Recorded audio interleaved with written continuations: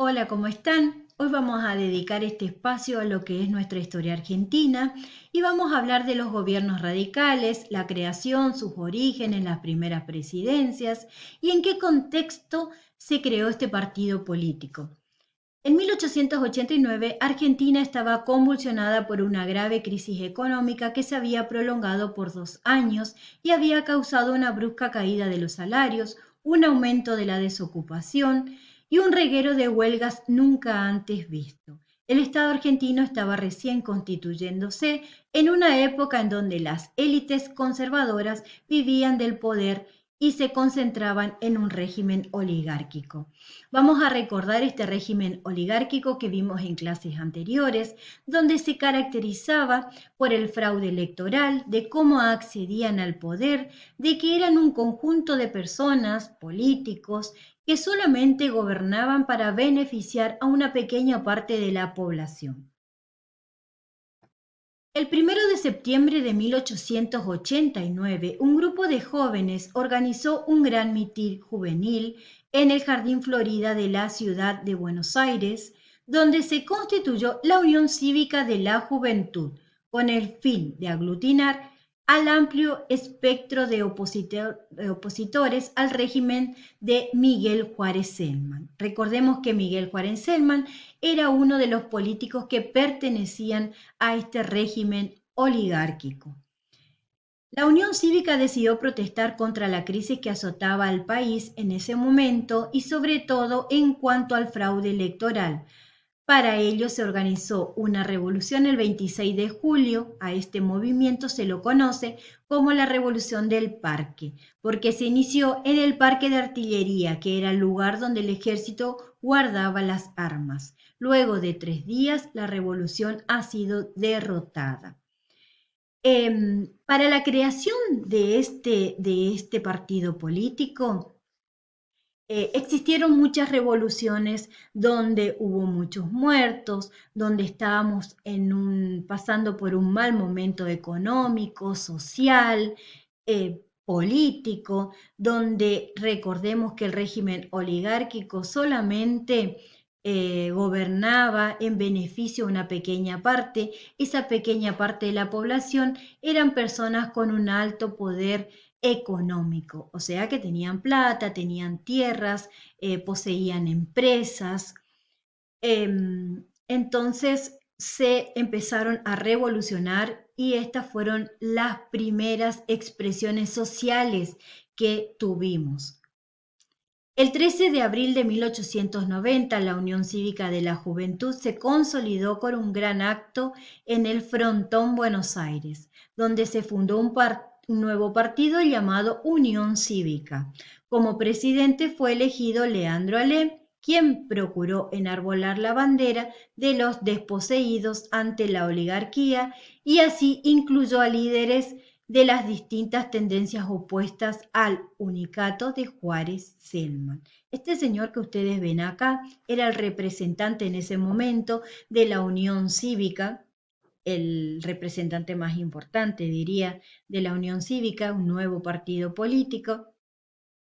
Pero además de estar en contra y revolucionando para sacar al régimen oligárquico, dentro de su partido político también existían diferencias. Las diferencias entre los integrantes del partido se dividieron en dos grupos.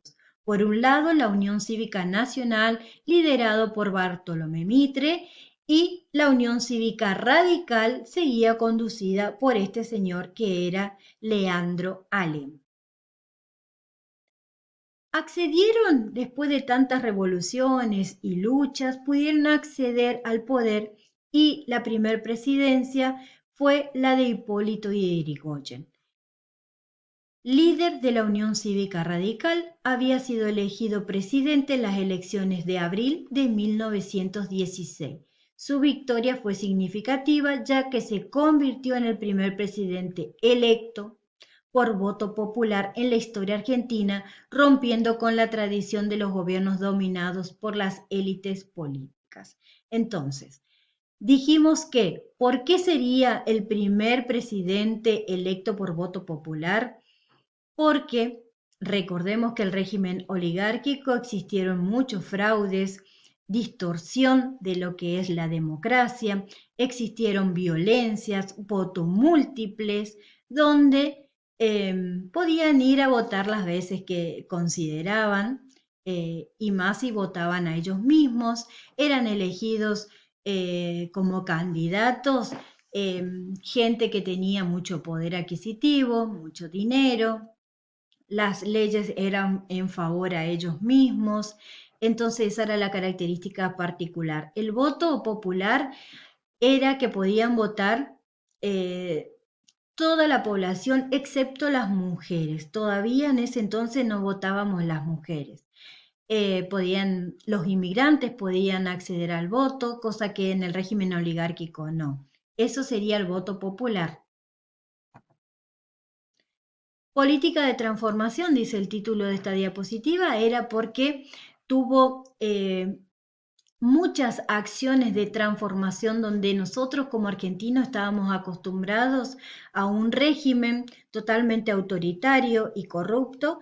Entonces, en este gobierno, en esta gestión, se accionaron con propuestas de transformación. Voy a leer y nombrar algunas de las tendencias, como dice acá, nacionalistas.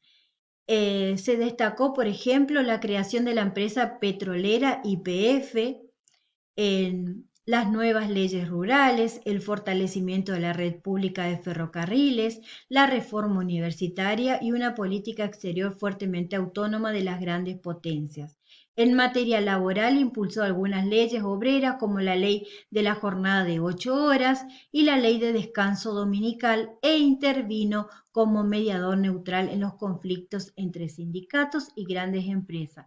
Pero durante su gobierno sucedieron las grandes masacres obreras de la Semana Trágica, la forestal y los fusilamientos de la Patagonia con miles de trabajadores asesinados. ¿Sí? Estos fueron eh, hechos positivos y no tan positivos, obviamente negativos en todo lo que fueron los asesinatos de esta clase obrera, por la recomposición salarial, por mejoras laborales en todo sentido, en la parte edilicia, en que se respeten estas leyes que habían impulsado, las medidas tomadas en la primera presidencia Hipólito Yrigoyen, por ejemplo, en la parte social, la prohibición del desalojo y aumento de alquileres, veló por los derechos de los indígenas, el apoyo de la reforma universitaria. En medidas económicas fomentó la agricultura y la ganadería, potenció la explotación petrolera, como dijimos que había creado la empresa YPF, impulsó la Marina Mercante de Argentina. En la política defendió la autodeterminación e igualdad de las naciones y se mantuvo neutral en lo que fue la Primera Guerra Mundial. Si bien se mantuvo en forma neutral, eso no quiere decir que no afectó de otra manera lo que fue la Primera Guerra Mundial.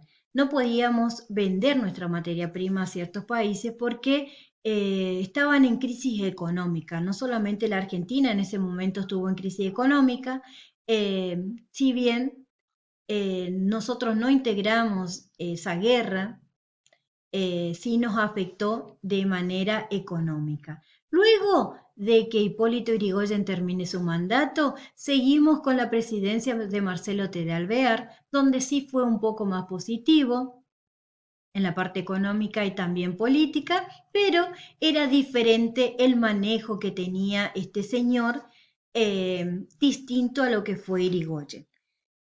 Marcelo T. Alvear desarrolló una presidencia marcadamente diferente en estilo y contenido a la de Hipólito Yrigoyen. En primer lugar, el radicalismo durante su mandato manifestó una clara vocación de diálogo y alianzas con otras fuerzas políticas, en particular con los socialistas y demócratas progresistas. Irigoyen representaba sectores populares y su estilo de conducción se apoyaba en su prestigio. En cambio, Alvear se apoyó en grupos más afines a los conservadores y en grupos de gran poder económico. ¿Sí? Uno era más popular, de la clase obrera, de poco poder adquisitivo, en cambio el otro se relacionaba mejor con los de mayor poder económico. Las características que tuvo el gobierno de Alvear fueron, como dije, muy positivas. Se registró un aumento de la clase media, subieron los salarios, la disminución de huelgas y conflictos similares. Mejoró la economía y la finanza debido al aumento del comercio exterior. Las materias primas fueron bien vendidas en los mercados europeos, lo mismo que las buenas cosechas obtenidas. Este señor que ustedes ven acá es Marcelo T. de Alvear. Hubo diferencias, obviamente, como dije, tanto en Hipólito Yrigoyen como Marcelo T. de Alvear, y ya nombramos la parte social. En el contexto internacional fue desfavorable. Recordemos que estábamos pasando por la Primera Guerra Mundial, como dije, y Marcelo T. de Alvear, el contexto fue más favorable, la economía del país se recompuso y no tuvo grandes inconvenientes. O sea que fue bastante positivo.